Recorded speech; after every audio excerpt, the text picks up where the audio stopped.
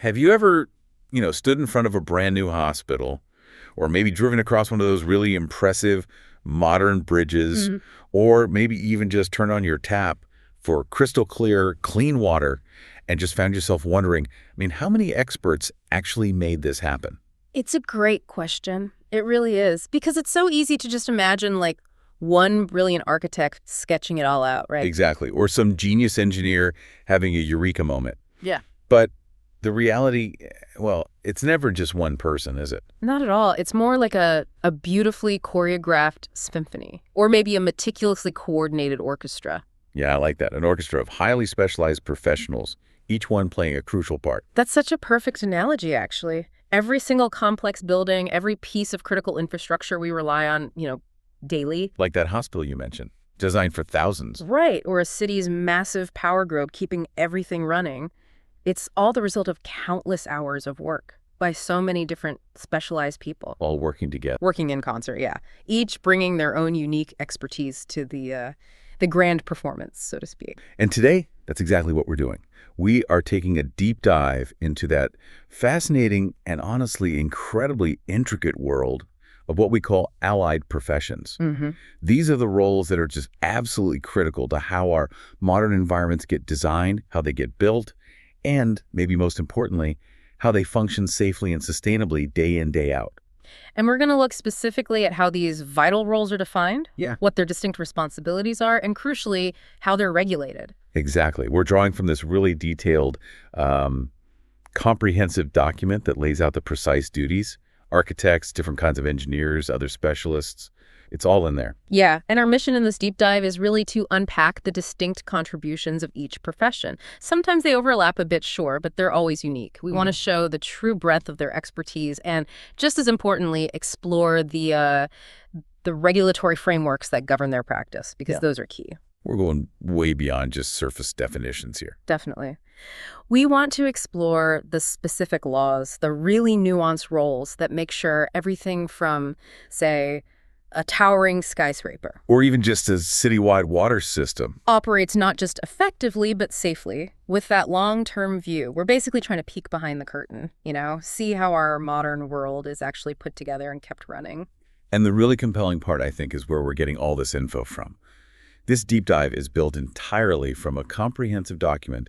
It's specifically dated February 7, 2023, detailing these allied professions, their roles, and the specific Republic Acts, or RAs, that regulate their practice in the Philippines. The RAs. Yeah, and it's not just some dry list. It feels more like a treasure trove, full of precise definitions and these legal frameworks that spell out exactly who does what in this unbelievably complex world of construction and infrastructure. It's like getting the official program for that symphony we were talking about. Exactly. You get to understand each instrument, its unique sound, its contribution to the whole piece. Which brings us, quite naturally, to the foundational pillars of this whole system, really understanding the regulatory landscape. Yeah. And what's fascinating here, I think, is that these laws, they aren't just about giving someone a fancy title or, setting up a professional club. Right. It's not just bureaucracy. No, not at all. They exist for really fundamental reasons, and first and foremost among them, public safety. That makes sense. Think about it. When you have structures that millions of people live in, work in, commute through every single day. Or systems delivering essential things like water, electricity. Exactly. The margin for error is, it's practically zero. Every decision, every single calculation, every choice of material, it all carries immense weight. That's such a crucial point. It's not just about professional accountability either, though that's obviously a huge part of it too. Accountability is key. But these regulations, they're meticulously designed to ensure a consistently high standard of work across every single discipline involved in anything built. Just imagine for a second, if you didn't have clear laws saying who can practice, what their exact responsibilities are, the legal framework for their actions. What happens when something goes wrong? Right. You just have chaos, absolute chaos. These laws are the bedrock. They're like the invisible scaffolding that lets us, implicitly trust the buildings we walk into, the roads we drive on, the whole infrastructure supporting our lives. And our source document, it details several specific Republic Acts that really form the backbone of these professions, especially in the Philippine context. Right. And these aren't just random rules pulled out of thin air. They've evolved over time. They've had to adapt to the growing complexities of, cities, Route technology. development, yeah. Precisely. So we'll be touching on the specific laws governing professions like architecture, that's RA 9266, civil engineering, RA 544, mechanical engineering, RA 8495, electrical engineering, RA 7920. Wow, okay, there's quite a list. Oh, yeah. Electronics engineering, RA 9292, sanitary engineering, RA 1364, master plumbers, RA 1378, and even the vital fire code, RA 9514, each one reflects just how specialized things have become. So as we dig into each profession, we'll introduce its specific governing act. But the key takeaway here, I think, is that while each law is distinct, focusing on one area, They have their own domain. it's their collective existence, how they kind of interlink, that truly ensures we have this regulated, safe-built environment. It's like a whole legal ecosystem working together. That's a good way to put it, a legal ecosystem, designed to protect the public and uphold really high standards across the entire industry. And this collection of laws, as pulled together in our February 7, 2023 source, it represents a mature and pretty comprehensive way of managing our complex physical world. Okay, so let's start unpacking this. Let's talk about our first foundational pillar, the visionaries. Often the primary coordinators are built spaces, the architects. All right, architect. They are governed by RA 9266. That's the Architecture Act of 2004. Now, if you've ever pictured an architect as just someone drawing pretty pictures or blueprints, This is a common image, right? it is. But this law, as our source spells it out, makes it incredibly clear their role goes way beyond that.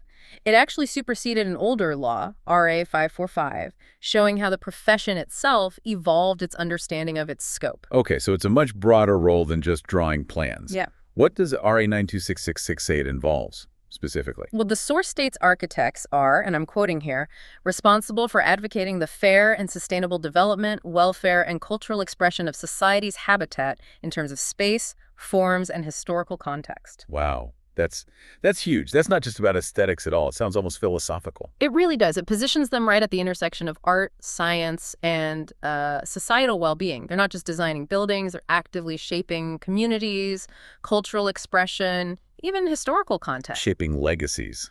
Exactly. And the document also emphasizes they are considered the prime profession and the ultimate decision maker on a project. Ultimate decision maker. That's a strong statement. It is, and it implies significant leadership, oversight.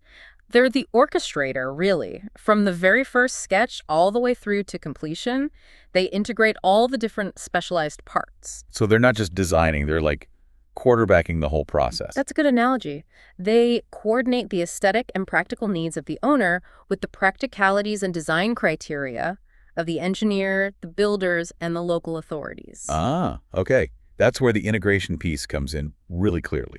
They're the central hub. Precisely. Bringing together all these diverse expert views, making sure the owner's vision lines up with what's structurally possible, legally okay, and actually buildable. And they initiate and facilitate project from initial planning to completion. So they're involved right across the entire life cycle. Deeply involved, from the very first spark of an idea right up to handing over the keys. That kind of comprehensive engagement makes them absolutely central to whether a building succeeds, how it serves its purpose. Now, within that big role, RA 9266 also defines specific types of architects, right? With different liabilities. Yes, that's right. Each with a distinct area of responsibility and expertise. The first one mentioned is the architect of record. Architect of record, okay. This is a truly critical role. They are responsible for the total design of the project, and here's the really crucial part. They assume civil liability of signed and sealed plans, specifications, and contract documents. Civil liability, so they're legally on the hook. Absolutely. They are legally bound to the design's integrity, its safety, its compliance with all the codes. They literally put their professional license, their reputation, everything on the line for that entire design. Wow. Okay, what's next? Then there's the architect in charge. Their specific liability is for construction supervision. Ah, so more hands-on during the building phase. Exactly. They're the eyes and ears on the ground, making sure the design intent is actually being translated faithfully into the physical structure, that everything's built according to the plans and specifications. It's about oversight in the field. Making sure the symphony plays as written. You got it. And finally, there's the consulting architect. This is a more specialized role for architects with exceptional or recognized expertise or specialization. So like a specialist brought in for something tricky. Pretty much. They might be needed for particularly complex design challenges, maybe specific material applications, or perhaps historical preservation projects where you need really unique, high-level niche knowledge. Like a guest conductor for a difficult part of the symphony. That's a great way to think about it. And what really stands out here, connecting this directly to you, the listener, Yeah. is how the architect's comprehensive role profoundly impacts your daily experience in a building. The moment you step inside, think about the flow of space, how easily you navigate it. The natural light. The amount of natural light, yeah, or even the acoustics in a big hall. These are all direct results of the architect's vision, their coordination, the practical choices they made. So it's not just how it looks, it's how it feels and works. Exactly. Their choices shape its functionality, its safety, and ultimately how it feels to be in that space.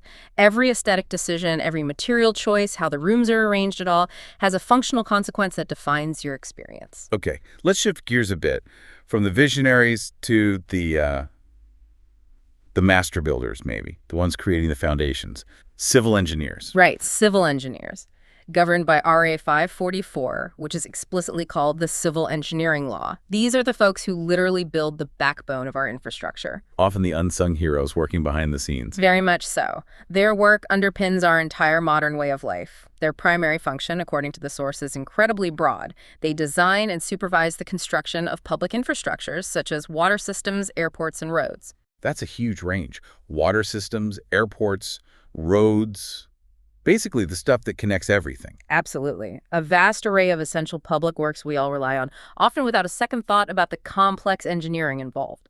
Think about the highway network, massive dams, even the ground your building sits on. And their involvement isn't just the initial construction. No, it spans the whole life cycle. They're involved in initial design and planning of constructions and maintenance. So, from conception right through to ongoing upkeep and repair. So it's about long-term safety and longevity, too. Definitely. And crucially, they also manage the construction site and ensure the respect of code regulations. That underscores their on-site authority, their commitment to compliance. Making sure things are built right, not just fast. Exactly. Robustly, safely, adhering strictly to all the standards. They're ensuring the rhythm section of our infrastructure symphony is perfectly solid. Now, what's interesting here is that within civil engineering, the source also highlights a really specific critical role, the structural engineer. Ah, yes. Structural engineers.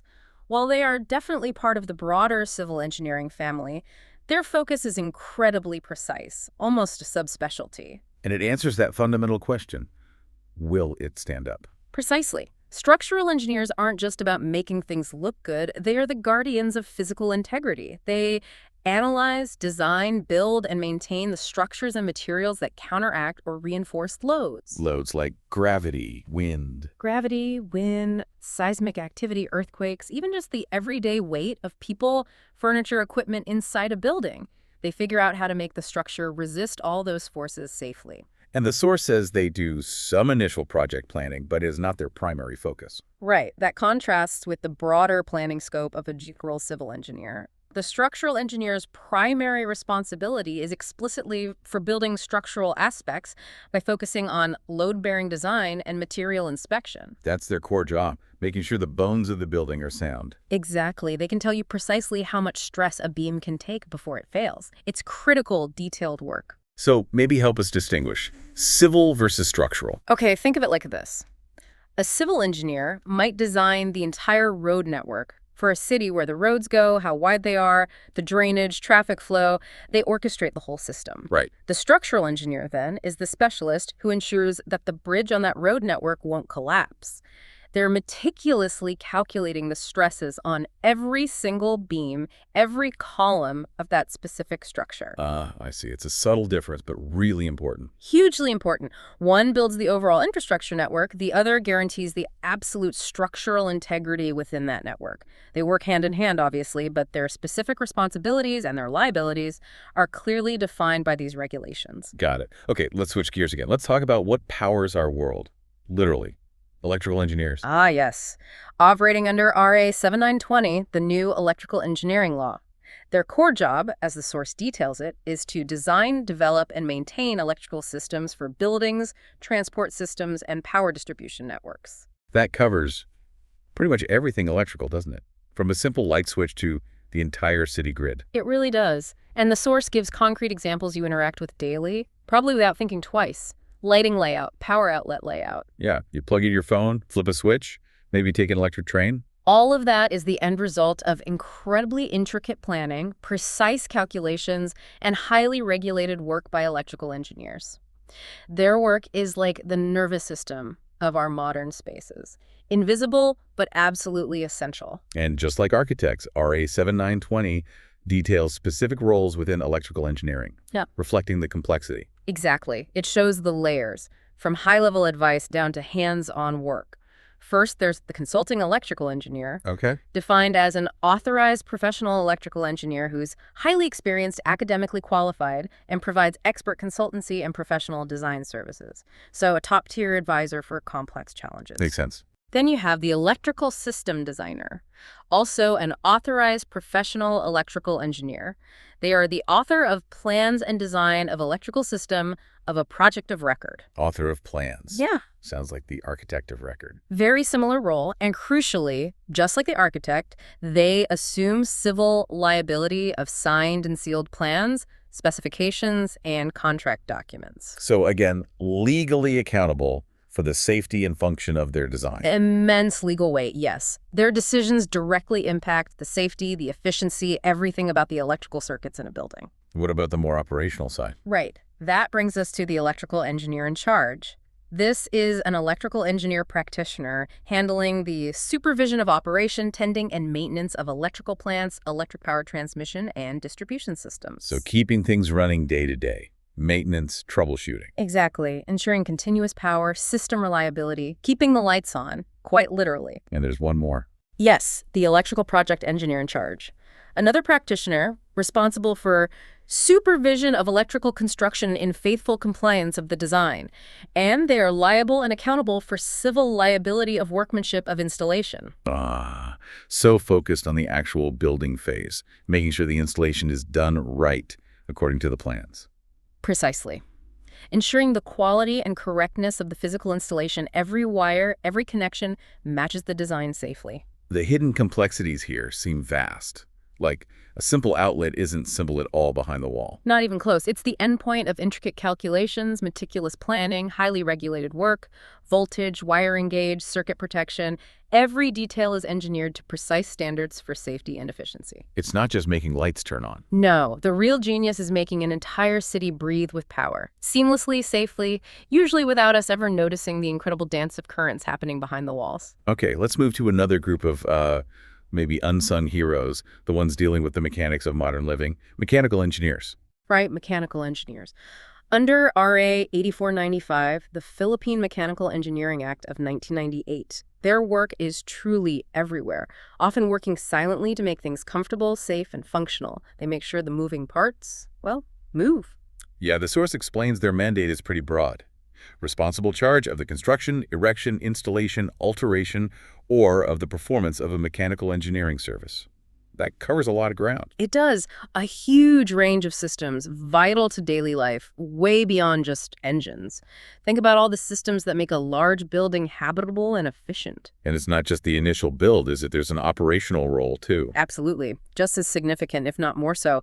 They operate, tend, or maintain, or be in charge of the operation, tending, or maintenance of any mechanical works, projects, plants. So ongoing involvement, keeping complex systems running properly over time. Exactly. Constant monitoring, adjustment, maintenance to ensure performance. And the scope for a professional mechanical engineer under RA 8495 sounds quite extensive, too. It is. It includes preparation of plans, designs, investigations, valuation, technical reports, specifications, project studies, or estimates.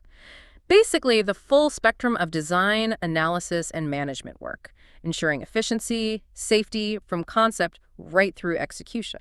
And the source mentioned something about teaching, too. Yeah, isn't that interesting? They can also teach professional subjects in mechanical engineering. It shows a commitment to the future of their own field, passing on that vital knowledge. So how does this relate to our daily lives? What are we talking about specifically? Think about those invisible systems keeping you comfortable. The HVAC systems, heating, ventilation, air conditioning, maintaining precise temperatures, air quality all year round, that's them. Okay, HVAC. What else? Elevators. Escalators, moving millions of people safely every day in malls, airports, office towers, that's all mechanical engineering. Right, things we completely take for granted. Exactly. They are the unseen forces, the intricate mechanisms making buildings feel functional, comfortable, efficient. You often don't even realize the incredible complexity and design behind it all. The real genius is ensuring that silent, seamless breathing and internal movement within our biggest structures. All right, let's shift focus again this time to something absolutely critical, but maybe even less visible. Public health. Master plumbers and sanitary engineers. Yes, two incredibly vital professions, often unseen, but their work in hygiene, sanitation, disease prevention impacts every single one of us every day. Clean water, safe waste disposal, it starts with them. Okay, starting with master plumbers. They're governed by RA 1378, the plumbing law, and their role is much bigger than just fixing leaks, Oh, right? much bigger. Yeah. The source says their core activities include consultations, designing, preparations of plans, specifications. So they're involved right from the conceptual phase of a building, thinking about the whole water system. Designing plans for plumbing. Yes. And they also handle estimates, erection, installation, and supervision of plumbing work, including the inspection and acceptance of materials used therein. So quality control is key. Yeah. From the pipes themselves to how they're put in. Absolutely crucial. Ensuring pipes won't burst, water flows correctly, and waste is removed safely without contamination. It's really a science and an art, making sure those hidden arteries and veins of a building function perfectly. And they deal with existing systems too, alterations. Yes, their work covers extension and alteration of all pipings to fixtures, appliances, appurtenances. So adapting, upgrading, keeping systems functional and safe over decades, adding that new bathroom, integrating smart fixtures, that sort of thing.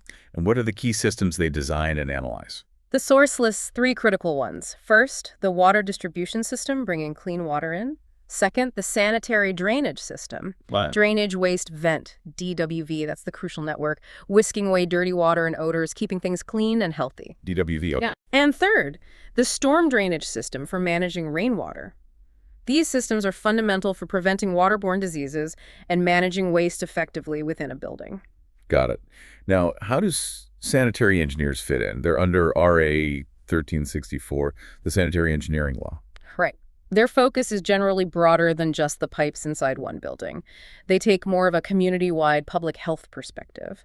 They ensure the safe handling of sewage, garbage, and wastewater. A more holistic approach to waste management. Exactly, on a larger, often municipal scale. And it goes even further. They also deal with other systems for the prevention of atmospheric pollution or the control of indoor air. Atmospheric pollution, indoor air, so environmental health too. Yes, indicating their concerns stretch into broader environmental and air quality issues. It highlights their role in ensuring healthy living and working environments both inside and outside buildings. What kind of specific projects are we talking about for sanitary engineers? Think big public health infrastructure, sewage treatment plants, massive reservoirs, complex water purification plants.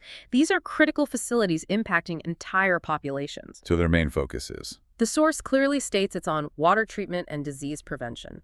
Absolutely vital for community well-being. And the source also mentioned something about industrial places. Right. Their expertise also extends to systems for the prevention of atmospheric pollution or the control of indoor air in industrial establishments. So addressing environmental health in factories, ensuring worker safety, broader environmental protection. So how do master plumbers and sanitary engineers work together? What's the connection? It's a perfect example of our symphony working. The master plumber designs and installs the precise systems inside the building, the pipes in your walls under your sinks. Okay. The sanitary engineer often designs and oversees the larger community-level systems that those building systems connect to, like the municipal sewage treatment plant or the water purification facility. Ah, so one handles the building, the other handles the city infrastructure they plug into. Pretty much. They're two essential sides of the same public health coin, working together to make sure what goes in and out of our buildings is handled safely, systemically, protecting us all from unseen dangers. Fascinating. Okay, let's move into the digital age now. The people weaving together our modern infrastructure. Electronics engineers. Yes, electronics engineers. Regulated by RA 9292, the Electronics Engineering Law of 2004. And this law actually updated an older one, RA 5734, which really shows how fast this field evolves. Makes sense. Technology changes so quickly. Exactly. And today, their scope is just vast. It touches nearly every aspect of connectivity and security in our built environment. They basically give buildings their digital nervous systems, their intelligence. The source highlights some key areas. It does. Electronic safety and security, think access control, surveillance systems, then communication systems, which we rely on constantly, and critically, fire alarm detection system, FDAS, vital for safety. These aren't just extras anymore, are they? They're essential. Absolutely integral. Indispensable in any modern building, from a small office to a huge hospital. And under communication systems, the source gets really specific. It does. It lists things like telecommunication, internet connectivity, telephone and intercommunication systems, sound amplifying systems, public address, piped-in music, time equipment, radio, and television antenna system. Wow. So Wi-Fi, intercoms, PA systems, it's all them. Every time you connect to Wi-Fi in a public building, use an intercom, hear an announcement. An electronics engineer designed, installed, and maintains that system. And RA 9292, like the others, defines specific roles too. Yes, reflecting different responsibilities. There's the electronics technician. They focus on the non-engineering work or activity relating to the installation, construction, operation control, tests, etc. So the hands-on implementation, maintenance, testing. Exactly. Getting systems running, calibrating, troubleshooting. Then the electronics engineer. Their role involves more of the administration, management, supervision, and regulatory aspects of such works and activities. They bridge the technical work and the broader project oversight, ensuring compliance, integration, making sure all the digital instruments play nicely together. And the top level. That's the professional electronics engineer. They're the ones authorized to sign and seal electronics plans, drawings, permit applications, specifications, reports, and other technical documents. Signing and sealing again. So Yep. taking full legal accountability. Yes. Just like the architect of record or the electrical system designer, their signature is a guarantee of expertise and safety for that complex digital infrastructure. It's amazing how buildings have changed. They're not just physical structures anymore. Not at all. They're highly integrated, intelligent networks buzzing with data. And that transformation is entirely thanks to these electronics professionals weaving in that digital nervous system, connecting everything, making our spaces smart and responsive. It's about making buildings not just stand up, but think and communicate. Okay, one more crucial group to cover. The guardians of safety, dealing specifically with fire. Fire safety engineers. Right. Their work is fundamentally shaped by RA 9514, the Fire Code of the Philippines of 2008. And this law also updated an earlier one, showing the ongoing focus on improving fire safety standards. Their mandate is absolutely foundational. What does their work involve? The source says they're involved in administering, supervising, or performing research or other professionally related work in the investigation or development of fire protection projects. So not just applying current rules, but actually advancing the field through research. Exactly. Constantly looking for better, more innovative ways to prevent, detect, and handle fires. And they also give advice on fire safety systems and procedures like sprinklers and emergency exits. Yes, that's their consultative and design role, making sure buildings have the right active systems, like fire sprinkler systems, and passive systems, like clearly marked safe escape routes, designing a building's ability to survive a fire and let people escape safely. An RE 9151 chair outlines specific roles here too. It does. Two key roles highlighting different facets. First, plan evaluators. What do? They have a critical preventative job. They review and evaluate building plans and specifications, including fire protection systems, and determine compliance to FCOP, the fire code. Checking the designs before anything is built. Yes, and they also conduct site visit verification and inspection while construction, making sure those designs aren't just right on paper, but are being implemented correctly on the ground, catching hazards before they get built in. Vital oversight. What's the other role? Fire safety inspectors. Their role is more on the ground, both during construction and, importantly, after the building is operating. They inspect building, structure, or facility to ensure compliance to the code. Checking things periodically. Right. They assess compliance and identify and recommend corrective actions. It's proactive assessment to find and fix hazards before they become critical. Ongoing safety checks. And they do more than just inspect. Right. Yes. Significantly, they also conduct safety lectures, seminars, workshops, and drills. This emphasizes their crucial role in public education and preparedness. It's not just about the building systems, it's about people knowing how to react safely, completing the safety chain. The amount of unseen work in fire safety must be huge. Sprinklers, fire doors, lighting. Immense. So much meticulous, often invisible engineering. These professionals are absolutely crucial for preventing disasters, minimizing damage, and ultimately saving lives when the worst happens. Their genius is planning for chaos, turning potential catastrophe into controlled evacuation. So if we try to pull all of this together now, Hmm. connect it back to that bigger picture, it really becomes clear, doesn't it? Behind every single piece of infrastructure you use, Your home, your office, the mall. there's this truly remarkable symphony of allied professions, all working together. It's not just one person, it's a tightly coordinated team, each with a specific legal and professional job, all contributing to make something seamless, safe, and functional. Can we maybe walk through an example like that hospital we mentioned earlier? Yeah, absolutely. Imagine a brand new multi-story hospital. It starts with the architect. They compose the whole building, its form, its flow, how spaces support healing, connect to the community, thinking about light, efficiency for staff. Okay, the overall vision and layout. Then the civil engineer takes that vision and builds the structural foundation, designing the skeleton, making sure it's strong against loads, wind, earthquakes, managing the site too, roads, parking, drainage, building the stage. Solid foundation, then. The electrical engineer brings it to life with power, designing the whole system from the main grid connection down to every outlet, light, and critical medical equipment hookup, ensuring reliable, safe power for life-saving machines. It's essential. Next, the mechanical engineer handles comfort and air quality. Sophisticated HVAC for sterile operating rooms, comfortable patient rooms, maybe pneumatic tubes for lab samples, elevators for transport. Silent but essential work. Okay, structure, power, comfort. What about water and waste? That's where the master plumber and sanitary engineer come in. The plumber designs and installs all the internal piping sterile water in, all waste, including medical waste, safely out. And the sanitary engineer. They oversee the connection to the larger city systems, maybe design the water treatment, ensuring clean water for the hospital and the community. Right, the internal and external systems working together. Then the electronics engineer weaves in the digital intelligence, the communication network, internet, phones, security cameras, patient monitoring, the advanced fire alarm system, ensuring information flows, the building responds intelligently. Connecting everything digitally. And finally, the fire safety engineer acts as the ultimate guardian, designing, inspecting every fire suppression system, every exit, every fire-rated barrier, ensuring the hospital is built not just to stand, but to protect lives during a fire. Wow. Each piece is vital, isn't it? None could work properly or safely without all the others doing their part precisely. Exactly. It's total coordination. So this brings us to that crucial question.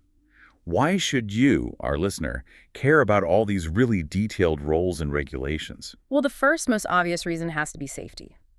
Understanding these layers of expertise helps you appreciate the immense effort ensuring the safety of buildings you use, roads you drive, water you drink. It builds trust in that unseen work. True. What else? It's also about innovation. These fields aren't static. They're constantly evolving, using new tech, new materials, new methods to make things more efficient, sustainable, resilient. Knowing their roles gives you insight into where things are heading: smart cities, green buildings. And it highlights incredible problem solving, right? Yeah. Each profession tackles unique, complex challenges. It's human ingenuity applied to real-world problems, earthquake resistance, sustainable waste management, showing how collective expertise achieves amazing things. Definitely. And finally, I'd say it's about informed citizenship. Knowing who's responsible for what empowers you. You can ask better questions about projects in your community, understand the expertise involved, appreciate the planning, recognize the value these professionals bring. Yeah, that makes a lot of sense. So the aha moment here is really seeing that behind every simple-looking building or road or glass of water, there's this incredibly complex, regulated, interconnected web of specialized expertise. It's not just materials. It's a living, breathing, engineered system. A grand symphony, designed, built, maintained by this dedicated network whose unseen work makes our modern lives possible. So as we wrap up this deep dive, the key takeaway really is that profound complexity, that essential interdependence of all these allied professions. They truly are the silent orchestrators of our built world, each with a defined role, critical for safety, function, sustainability. Their collaboration creates the spaces we often just take for granted. And looking ahead, maybe a final thought for you to consider. As technology races forward, as our cities get denser, as environmental challenges mount, what new challenges and opportunities will these professions face? That's a big question. How might their roles evolve even further to meet the demands of climate change? Truly smart cities, maybe entirely new kinds of infrastructure we can barely imagine today. Yeah. The future of our built world, and really our quality of life within it, it seems to rest firmly in their expertly trained hands, ready to compose the next movement, you could say, of our human habitat.